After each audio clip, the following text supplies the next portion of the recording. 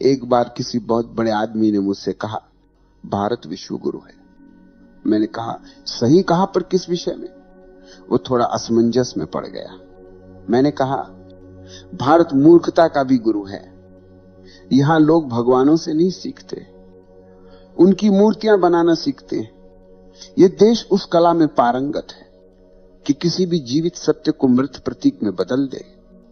राम आए, कृष्ण आए, बुद्ध आए, महावीर आए, नानक, कबीर, मीरा, दयानंद, विवेकानंद सैकड़ों आए और फिर चले गए। और हर बार भारत ने वही किया जो उसे सबसे अच्छा आता है, मंदिर बना दी। ये देश भगवानों का कब्रिस्तान है। हर युग में यहां किसी न किसी को भगवान बनाया गया और हर बार उसकी आत्मा को मूर्ति में बंद कर दिया गया। हमने कभी किसी भगवान को समझा नहीं, हमने केवल उसे सजाया है। हमारी पूजा समझ से नहीं, डर से पैदा हुई है। हम वह देश हैं जो भगवानों से प्यार नहीं करता, बल्कि भगवानों की कहानी से प्रेम करता है।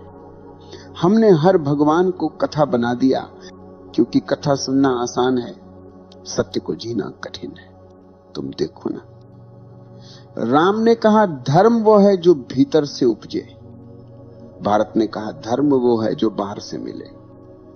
कृष्ण ने कहा कर्म करो और फल की चिंता मत करो, भारत ने कहा फल ही तो सब कुछ है। बुद्ध ने कहा ध्यान में जाओ, भारत ने कहा ध्यान बाद में, पहले मूर्ति बनाओ। महावीर ने कहा मौन बनो, भारत ने कहा मौन भी घोषित कर दो, हम मौन हैं। जिस देश में लोग अपने मौन की घोषणा करते हैं, वहां मौन कभी नहीं उतर सकता। भारत अजीब देश, यहां भगवान तो आते हैं, लेकिन भगवान को कोई जगह नहीं मिलती। हर बार जब कोई जागा हुआ आता है, तो भीड़ उसे नकार देती है, कभी उसे पत्थर मारती है, कभी उसे विवादास्पद कहकर किनारे कर देती है, और जब वो चला जाता है तो उसी के नाम पर संस्था बना देती है, क्योंकि संस्था सुरक्षित है, वो सवाल नहीं पूछती। तुम्हें पता है भारत की सबसे बड़ी कला क्या है? यह किसी भी सत्य को कब्र में बदलने की कला है। कोई भी जीवित सत्य यहां ज्यादा देर नहीं रह सकता। यहां जो बोलता है उसे चुप करा दिया जाता है, जो नहीं बोलता उसे देवता बना दिया जाता है। और हम वही करते जा रहे हैं। जो मर गया वही पूजनीय हो गया, जो जीवित है उससे हमें खतरा है। बुद्ध के समय में बुद्ध को गालियां दी गईं, महावीर को पागल कहा गया, नानक को अजनबी, कबीर को नास्तिक। और जब वे मर गए तो सबने कहा देखो हमारे भगवान। कभी सोचा है इतने भगवानों के बावजूद इस देश की हालत ऐसी क्यों है? क्यों हर मंदिर के बाहर भिखारी बैठा है? क्यों हर गली में एक पुजारी और 100 डरते हुए लोग हैं? क्यों हर आदमी पूजा करता है और फिर चोरी भी करता है? क्यों? क्योंकि ये देश धार्मिक है पर आध्यात्मिक नहीं। ये देश पूजा करना जानता है पर परिवर्तन नहीं।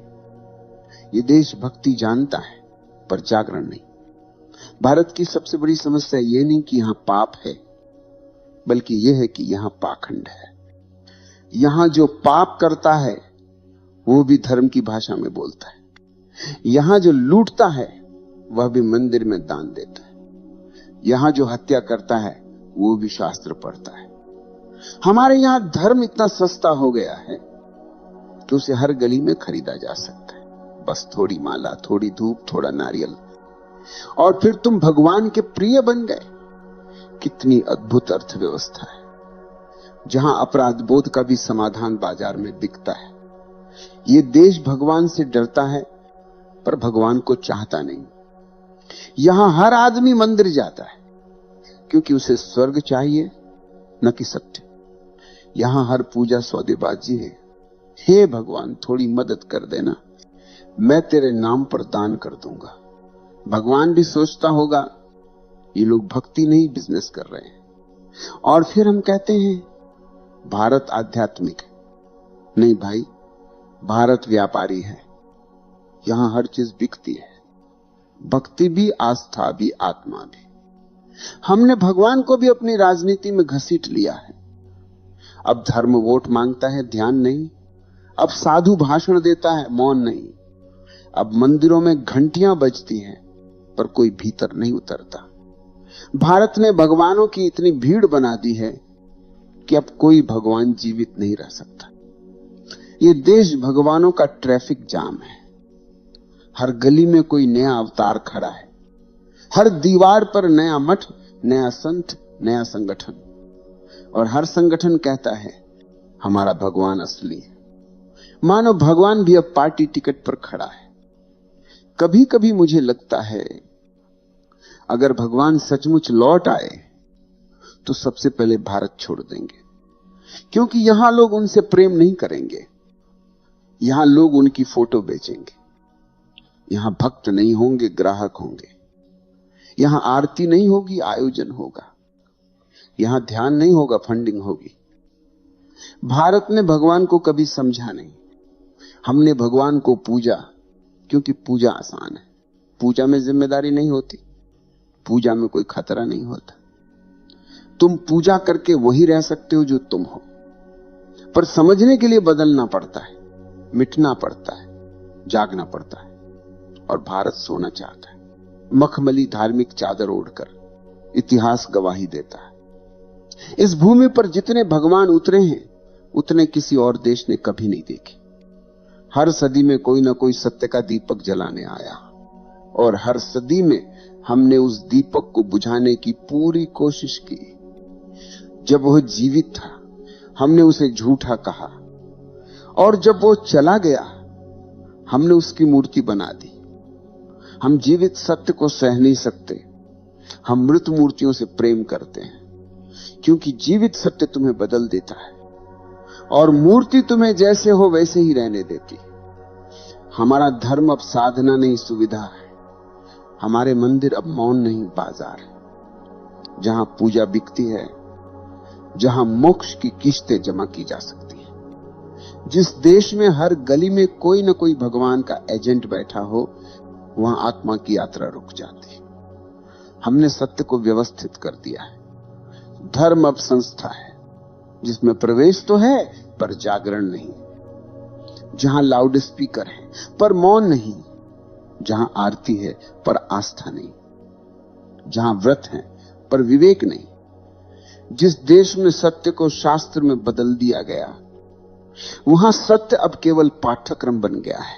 लोग ग्रंथ याद करते हैं पर सत्य को जीते नहीं। वे चर्चा करते हैं कि कौन सा भगवान बड़ा है, पर अपने भीतर की नींद को देखने का साहस किसी में नहीं। कभी सोचा है इस देश में ध्यान की खोज हुई, योग जन्मा, फिर भी हर आदमी बेचैन क्यों है? हर चेहरा थका हुआ क्यों दिखता है? हर मन भय से भरा हुआ क्यों है? क्योंकि हमने ध्यान को व्यवहार बना दिया है, अनुभव नहीं। अब ध्यान भी प्रदर्शन है। लोग कहते हैं मैं रोज 2 घंटे ध्यान करता हूं। मानो ध्यान भी कोई उपलब्धि हो। जो चीज शब्दों में कही जा सके वो ध्यान नहीं है। ये भूमि जो मौन की जननी थी अब सबसे अधिक शोर करती है। हर गली में घंटियां बजती हैं, हर मंदिर से लाउड स्पीकर चिल्लाते हैं। यहां सच्चा भगवान है। भगवान अब प्रतिस्पर्धा में है, सत्य अब प्रचार में है। धर्म अब भय का दूसरा नाम है। हम पूजा करते हैं क्योंकि डरते हैं, हम उपवास रखते हैं क्योंकि डरते हैं, हम दान करते हैं क्योंकि डरते हैं। हम धार्मिक नहीं हैं, हम भयभीत हैं। और जहां भय है वहां प्रेम नहीं, जहां भय है वहां ध्यान नहीं। धर्म तब जन्म लेता है जब प्रेम होता है, जब व्यक्ति स्वयं को देखने का साहस करता है। पर हमने धर्म को भय में जन्म दिया है, इसलिए यह धर्म हमें मुक्त नहीं करता बल्कि और बंधनों में बांध देता है। यह भूमि हर बार जागरण के बीज पाती है और हर बार उसे किसी मंदिर में बो देती है। बीज को पूजा मिलती है, पानी नहीं। फूल कभी नहीं खिलता। कृष्ण का प्रेम भी संस्था बन गया, बुद्ध का मौन भी किताब बन गया, नानक का गीत भी रिवाज बन गया। हर सच्चाई को हमने संस्कृति बना दिया। हम कहते हैं भारत धार्मिक देश है, पर अगर यह सच है तो यह दुनिया का सबसे अधार्मिक दृश्य होना चाहिए। जहां धर्म हर कोने में है और सत्य कहीं नहीं, जहां मंदिरों की भीड़ बढ़ती जा रही है और मनुष्यता घटती जा रही है। जिस दिन धर्म को संस्था बनाते हो उस दिन वो मर जाता है। सत्य जीवित तब तक है जब तक वो स्वतंत्र है।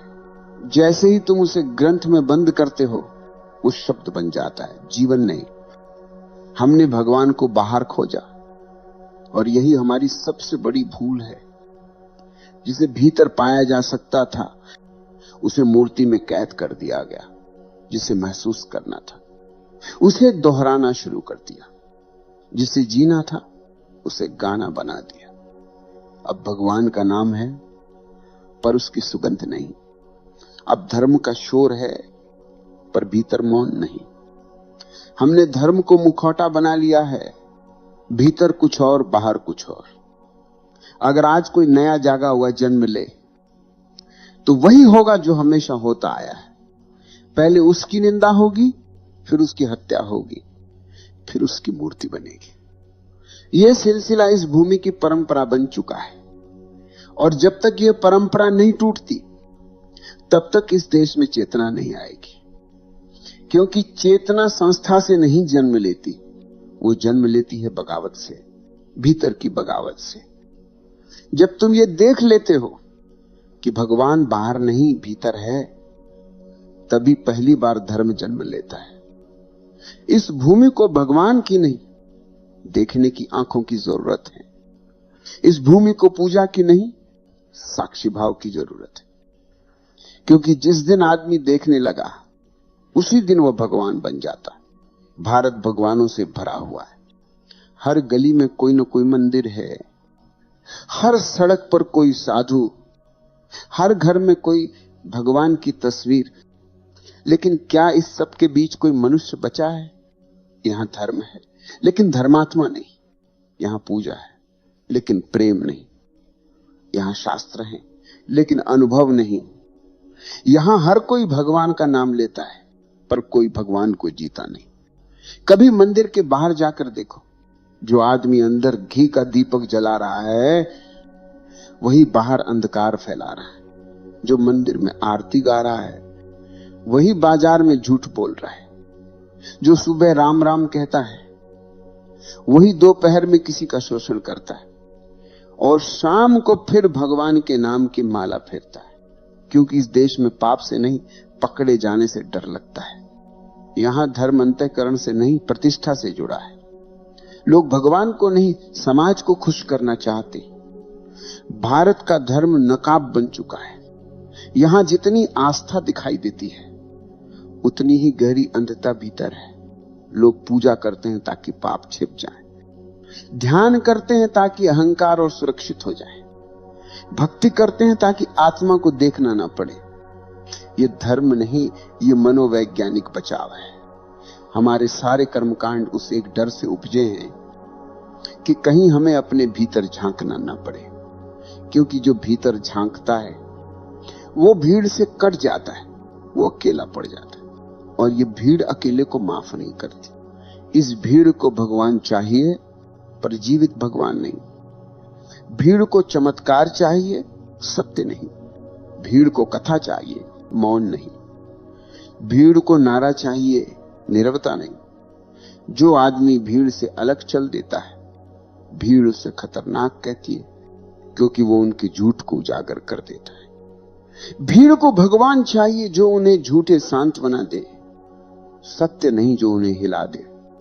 हर युग में कोई न कोई ऐसा आया जिसने कहा जागो, और हर बार भीड़ ने कहा यह व्यक्ति अधर्मी है। क्योंकि भीड़ कभी जागना नहीं चाहती। भीड़ के लिए नींद ही सुरक्षा है। जो जाग जाता है वो भीड़ से बाहर हो जाता है, और जो बाहर हो गया वो अकेला रह जाता है।